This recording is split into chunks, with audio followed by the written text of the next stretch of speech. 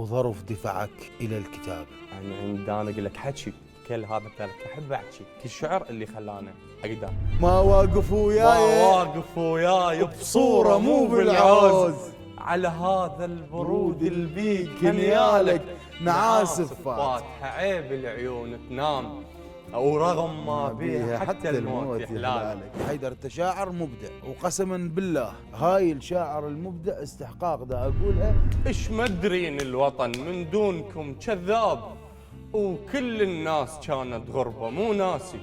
ايش مدرين الظرف ما بيعطر، لليوم كنت ما اريد افتحه وتخلص انفاسي.